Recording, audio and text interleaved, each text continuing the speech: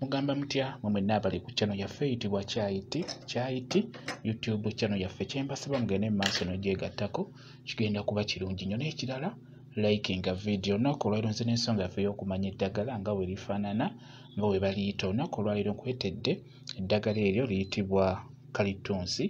Oyo ayitibwa kalitunsi. Kalitunsi oyo wanjawulo omuuku ono wa bulijjo gwe tusinga okulaba nga bw'omulaba ono wa bukoola butini ate nga buwanvu. Kalitunsi oyo ekyamazima aliko eddagala nnyo nnyo okusinga ne kwoli gwe tumanyi owa bulijjo. Kalitunsi alina famire ennene. Mu famire omwo mulimu ebika bya kalitunsi ebiwererako ddala. Naye ng'oyo aliko eddagala nnyo ery'amaanyi kyenkana endwadde ezisinga azijjanjaba nga bw'omulaba. Ye alina obukoola butini era nga bw'obulaba ate buwanvu. Mwetegereze bulungi nnyo. Kalitunsi oyo ekyamazima kiyinza okuba ekizibu mufuna muno omwaffe olw'ensonga nti abantu abasinga tebaagala kalitunsi, bamuyigganya. Abasinga bamusimba ate ne bamutema mangu ate era tebatera kusimba bika ebyo. Kati oyo ojja musanga mwaba bategeera kalitunsi oyo olw'ensonga nti aliko eddagala. Kati kalitunsi oyo osobola omujjanjabisa endwadde ez'enjawulo. Ekisookera ddala abakola eddagala ly'amannyo eddagala lye bakyasinze okuteekamu bateekamu oyo kalitunsi mu ddagala ly'amannyo okugeza nga Colgate. Kalitunsi oyo mwali bulungi nnyo naddala Colgate oyo wa Abo olw'ensonga nti kalitunsi oyo mulungi nnyo okubeera ng'awonya amannyo agaluma singa erinnyo liba likuluma.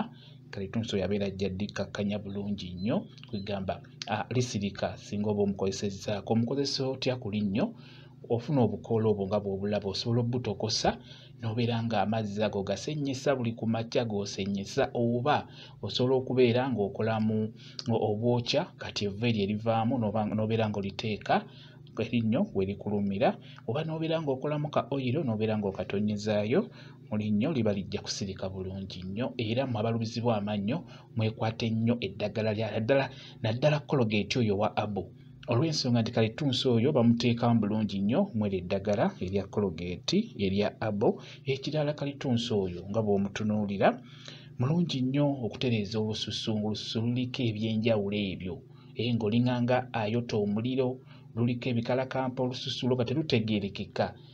Singa obeera ofunye oyiro avudde mu kalitunsi oyo mu bukoola obwo abeera ajja kuyamba bulungi nnyo okutereeza olususu. Nja kuba mbalaga enkola gy'osobola okukolamu oyiro oyo ng'ava mu kalitunsi oyo. Ekintu ekirala ekifuba ssenyiga ng'abadde akuli bubi, eddagala ly'obeera ogenda okufumba osobola okuteekamu ku kalitunsi naye oteekamu tonotono. Okitegeera kalitunsi oyo osobola omuteekamu n'obeera ng'omufumbira mu ddagala eryo erya ssenyiga nga ssenyiga abadde akuli bubi. Mmwe abalina ekizibu ky'okubeera nga sukaali abasumbuwa alinnya waka kale nga sukaali akusumbuwira ddala, kalitunsi oyo gw'olaba obukoola obutono obwo obuwanvu mulungi nnyo kugwa omulwadde wa sukaali. Just weetegereze obukoola nga bwe bufaanana ye kalitunsi gw'olina okufuna. Kati bw'obeera nga sukaali akusumbuwa osobola okuddira obukoola nga buna n'obusuula mu fulasika ng'amazzi gookya g'otadde mu fulasika, suulamu obukoola bwa kalitunsi obwo nga buna oba butaano, saanikira fulasika eyo lekaawo kwegamba amazzi ago gabeere nga geetabula mu ddagala eryo erya kalitunsi. Kati beera ng'onywako kitonotono mpola mpola. Ekintu ekirala eky'enjawulo kalitunsi oyo kyalina awunya akawoowo ak'enjawulo. Tawunya ng'ono wa bulijjo, nedda. Oyo alina akawoowo ak'enjawulo, awunya bulungi. Oba nkugereze nti awunyamu nga rosemary ate n'ayagala okuwunyamu ng'ekibwankulata. Okitegeera kwegamba agatta makkati awo, kwegamba alina akawoowo kalungi nnyo era y'omu agoba ebyo ebituntu ebitali birungi ebitera okulumba ewaka. Bw'obeera ng'obadde omusimbye ewaka ensiri tesobola kulumba waka. Kalitunsi oyo osobola omusimba ewaka ne wabeera wafunda, gwe kyokola tomukkiriza kuwanvuwa egenda waggulu. Buli wabanga agenda waggulu ng'omutemako kano akawanvuwa ng'addamu aleeta akapya, kwegamba n'obeera ng'omukuumira ku buwanvu gwe bw'obeera oyagala naddala ng'omusimbye ng'eddagala ewaka. Ajja kuba akuyamba ku ndwadde ez'enjawulo. Ekintu ekirala ku mmwe abasukaali osobola okukakola bw'otyo nga bw'olaba, ofuna akakopo n'oteekamu amazzi nga gookya, n'oteekamu obukoola nga buna oba butaano, kwegamba n'osanikirako amazzi ago we gawula eddagala lijja kuba lyegasse bulungi. kati beera ng'onywa amazzi ago gajja kuba gakuyamba nnyo gwe wa sukaali. Ekintu ekirala kye njagala obbabuulira, kalitunsi oyo singa obeera omufunye ng'ogenda munywa ng'eddagala, tonywa mungi, munywere mu kipimo.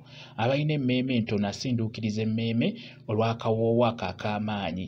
Kati bw'obeera tugeze ng'ofumbye mungi nnyo ng'omutokosezza, beera ng'onywako katini osobola okunywako ekijiiko ekyo ekisenenva ng'omukulu n'obeera ng'onywako ako, oba n'oyongeramu ku mazzi n'omujaabulula, olw'ensonga nti wabeera omuka nnyo alina engeri gy'akukuba akawoowo ak'amaanyi munda. Kati bw'obeera ng'olina emmeeme entono obeera osobola okusesema bulungi nnyo nga kalitunsi oyo yakikuleetedde. Kalitunsi oyo ekirala alongoosa enviiri, mu abalina enviiri nga zikutuka nga si nnungi, kalitunsi oyo mulungi nnyo mu kulongoosa enviiri. Just okolamuka oyiro n'obeera ng'osiiga mu nviiri zo, kijja kubeera ddala kirungi nnyo. Akolebwa bulungi oyiro nja kuba mbalaga enkola gy'omukolamu. Ekyamazima kalitunsi oyo ajjanjabira ddala endwadde eziweerako ddala nnyo. Ekintu ekirala, kalitunsi oyo ajja kuyamba ku kizibu ekyo eky'okufuluuta.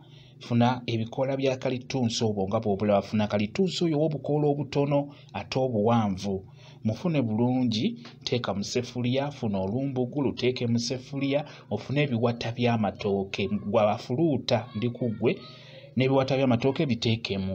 Funa ekifumufumu, beera ng'oteekamu amazzi mu seffuliya oba otadde eddagala, teeka ku kyoto tokosa. We bijja biyiwe mu bbaafu weebikkiremu ng'ogenda kwebaka. Linda omukka gukakkane, funa blanketi oba bed cover oba essuuka, beera nga weeyoteza feesi, okutamamu bukutami, beera nga weeyoteza. Ogenda kuba ng'ekyo ky'okufuluuta kijja kuba kikkakkana bulungi nnyo, beera nga weeyoteza ng'onaatera okwebaka.